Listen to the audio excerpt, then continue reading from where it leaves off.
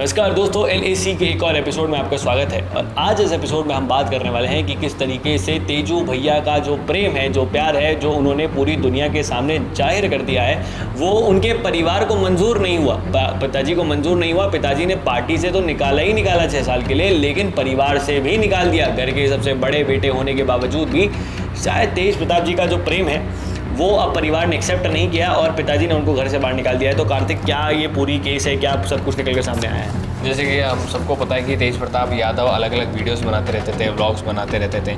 जो राजनेता की जो छवि है, वैसी छवि उनकी लगभग थोड़ी कम थी। जैसे मोहम्मद शाह रंगीला का नाम सुना है आपने? नहीं। मोहम्मद शाह रंगीला एक मुगल लीडर थे। हाँ, ठीक है। कहा जाता है कि मोहम्मद शाह रंगीला जो है ना, वो इस प्रकार के लीडर थे कि उनको नाचना, गाना, सितार बजाना ये सब पसंद था, ना कि रूल करना। ठीक है। तेज प्रताप यादव मेरे को मोहम्मद शाह रंगीला की याद दिलाते हैं। अच्छा, बहुत बढ़िया। लेकिन अगर जैसे बिहार की पॉलिटिक्स को देखें तो वहाँ पर एक लीडरशिप जैसी छवि होनी चाहिए। लालू प्रसाद यादव को देख लिया, उसके बाद उनके बेटे जो तेजस्वी यादव हैं उनको देख लिया, और फिर आ जाते हैं तेज प्रताप यादव। हालांकि तेज प्रताप यादव बड़े बेटे हैं लालू यादव के। तो तेज प्रताप यादव की जो छवि थी, व्लॉग्स बनाना और फिर इस तरीके से आगे चलना और शादियाँ करना और ये सब चीज़ें करना, तो इससे पता चलता था कि तेज प्रताप यादव भी हाँ पॉलिटिक्स की लाइन में है, लालू के बेटे हैं, ये उनका वो था, चेहरा था। लेकिन तेज प्रताप यादव दोस्तों क्या करते हैं, एक ट्वीट कर देते हैं और ट्वीट में लिख देते हैं कि ये जो तस्वीर में आप लड़की मेरे साथ देख रहे हो, इसके साथ में 12 साल से रिलेशनशिप में था। उसके बाद में ये ट्वीट डिलीट हो जाता है। उसके बाद में ये चीज़ चलन में आ जाती है क्योंकि स्क्रीनशॉट ले लिया जाता है जनता द्वारा और वो जो फोटो है वो भी वायरल हो जाती है। उसके बाद में सब लोग इस चीज़ का कयास लगाने लगते हैं कि आखिर ये चीज़ है क्या। सब लोग इस चीज़ को समझने चाहते हैं और इस बीच क्या होता है, लालू यादव का ट्वीट आ जाता है, फेसबुक पे लालू यादव की पोस्ट आ जाती है और उसमें लालू यादव कहते हैं कि मैं बर्खास्त कर देता हूँ इनको पार्टी से 6 साल के लिए और परिवार से जो रिश्ते नाते हैं वो भी इनके साथ तोड़ रहा हूँ। तो इस तरीके से चीज़ें आने लगी। लेकिन देखने वाली बात ये है कि इनकी अगर शादीशुदा जीवन पर अगर अपन नज़र डालें तो 2018 के अंदर इनकी शादी हो गई थी और ये कह रहे हैं कि मेरी जैसे कि 2018 में इनकी शादी हो चुकी थी और कुछ रिपोर्ट्स उस समय ये भी आ रही थी कि इनकी जबरदस्ती शादी हो रही है, इनकी मर्जी के खिलाफ शादी हो रही है। तो अब वो चीज़ यहाँ पर जो खटक रही थी कि आखिर मर्जी के बगैर शादी कैसे हो रही है, वो चीज़ अब खटक कम हो सकती है। वो इसलिए हो सकती है क्योंकि अब तेज प्रताप यादव ने खुद ने अपने ट्वीट के अंदर लिखा था कि 12 साल पुराना रिलेशनशिप है, 12 साल से रिलेशनशिप है। तो 12 साल देखें तो 2013 से रिलेशनशिप में होंगे और 2018 में इनकी शादी हो जाती है। शादी होती है ऐश्वर्या राय से, जो डोगरा राय की वो है पोती हैं। डोगरा राय 10 महीने के लिए बिहार में सीएम बने थे, उनकी पोती है। तो इस हिसाब से देखें तो ये देखने को मिलता है कि तेज प्रताप यादव की उस समय थोड़ी मर्जी के खिलाफ शादी हुई थी, लेकिन उसके बाद 2021 में वो डिवोर्स भी हो जाता है वहाँ पे।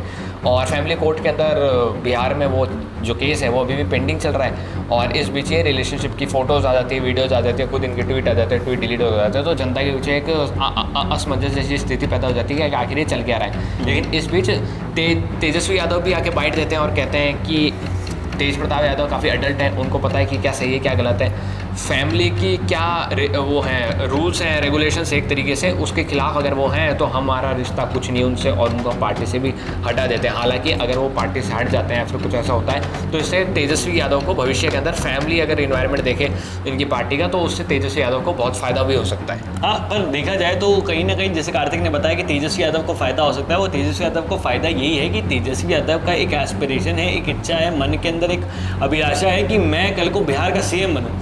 अब बिहार का सीएम बनने के अंदर सबसे बड़ा बैरियर अगर मैं देसी भाषा में कहूँ तो रोड़ा अगर कोई है तेजस्वी यादव की उस पूरी उस जर्नी के अंदर तो वो है उनके खुद के बड़े भाई तेज प्रताप यादव। अब वो कैसे हैं, तेज प्रताप यादव के जो किस्से हैं, जिस तरीके से वो जनता के अंदर बिहेव करते हैं, कार्यकर्ताओं को धक्का दे देना, थप्पड़ मार देना, चिल्लाना, चीखना, पुलिस वालों को नचवाना, किस तरीके से महिला रिपोर्टर से बात करना, ये जो चीज़ें हैं ये कहीं ना कहीं जो पार्टी की छवि है ये कहीं ना कहीं ख़राब करती है।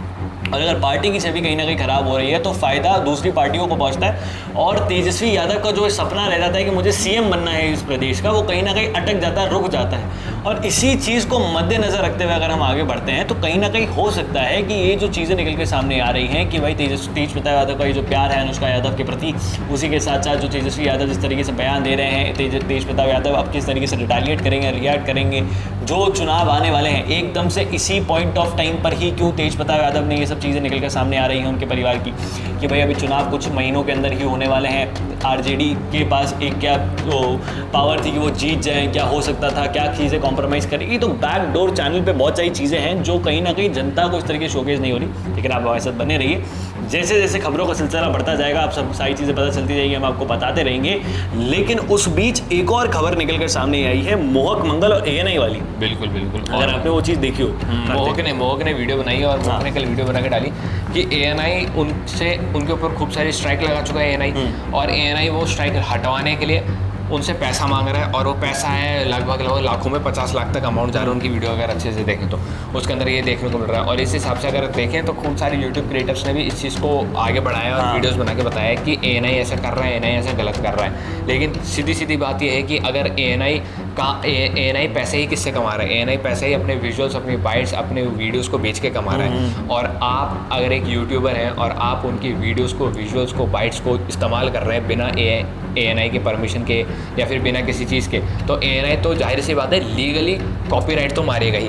अब वो पैसा किस तरीके से मांग रहा है, सवाल जाहिर सी बात है उस पर उठ रहा है, और उठना भी चाहिए। हाँ नहीं, सही, कार्तिक ने बिल्कुल सही कहा। कहने का मतलब यही है ना कि ANI का काम ही यही है। ANI कोई न्यूज़ चैनल थोड़ी है, ANI एक न्यूज़ एजेंसी है जिसके रिपोर्टर्स और ऑल ओवर द वर्ल्ड फैले हुए हैं। वो अपने रिपोर्टर्स को भेजते हैं, बाइट्स क्रिएट करते हैं, मंगवाते हैं, और फिर सब्सक्रिप्शन बेसिस पे वो वीडियो जो है मीडिया हाउसेस को प्रोवाइड करते हैं। ये ANI का काम है। अब आप सोचिए कि कोई एक्स मीडिया हाउस है, वो ANI को साल का कुछ लाखों रुपया दे रहा है, और सडनली मैं एक नॉर्मल क्रिएटर हूँ, और मैं ANI ने जब से न्यू मीडिया जो फॉर्मुलेट हुई है, यूट्यूब हो गया, ट्विटर हो गया, जहाँ पे ANI बहुत ज़्यादा एक्टिवेट हो गया है, वहाँ पर ANI उन वीडियोस को चढ़ा रहा है, मैं वहाँ से उन वीडियोस को उठा रहा हूँ, और फिर वो व्यक्ति मुझे बोल रहा है, वो जो एक्स न्यूज़ चैनल है वो मुझे बोल रहा है कि मैं भी अब आपको पैसे नहीं दूंगा, क्योंकि मैं भी आपके ट्विटर से उठा सकता हूँ। If you are not claiming anything on this kind of, क्योंकि व्यूअरशिप तो सेम है, जो उस एक्स न्यूज़ चैनल पे आ रही है उसके रेगुलरली उतने व्यूज़ आ रहे हैं, और जो यूट्यूब चैनल पे आ रहे हैं उसके नॉर्मली हर महीने में इतने व्यूज़ आ जाते हैं। तो वो बात तो वही है, नॉर्मली व्यूअरशिप तो कोई ज़्यादा ड्रास्टिक डिफरेंस ला नहीं रहा है, देख तो हिंदुस्तान की जनता ही रही है। तो कहीं ना कहीं हो सकता है कि न्यूज़ चैनल्स ने ANI को बोला हो कि आप ये चीज़ करिए। ANI को इसमें एक अपॉर्चुनिटी दिखी, ANI ने इन लोगों को ब्लैकमेल करना शुरू कर दिया। मैं ये नहीं कह रहा कि ANI जो कर रहा है बिल्कुल सही कर रहा है, बिल्कुल गलत कर रहा है। ANI ने जिस तरीके से पैसे मांग रहा है वो बिल्कुल गलत है, और ANI जिस तरीके से पैसे मांग रहा है, ब्लैकमेल कर रहा है, तो ये कहीं ना कहीं बहुत गलत है। क्योंकि ANI नॉर्मली भी इस चीज़ को बोल सकता था कि अगर उसको किसी क्रिएटर के वहाँ पर लगता है कि उसने उसके वीडियोज़ इस्तेमाल करें, ANI कॉन्टैक्ट करता, फ़ोन करता, मेल करता, बोलता कि भाई आपने हमारे इन वीडियोस के अंदर हमारे वीडियोस का इस्तेमाल किया, अब आप या तो ये वीडियोस हटा दीजिए, या फिर आप आगे से हमारे वीडियोस को इस्तेमाल मत कीजिए। और अगर आप आगे से करते हैं तो आपको कॉपीराइट स्ट्राइक दे देंगे, और अगर आपको करना है तो आप हमारा सब्सक्रिप्शन मॉडल खरीद लीजिए, आपके पास वीडियोस ऑटोमेटिकली आ जाएंगे, जैसे और न्यूज़ एजेंसीज के पास आता है। ये चीज़ ANI कर सकता था, लेकिन ANI ने ऐसा नहीं करा। ANI ने ब्लैकमेल करना शुरू कर दिया, और अब ये जो चीज़ें हैं ये कियोस्क की तरह निकल कर आ चुकी है कि जनता तो ब्लाइंड फोल्डेड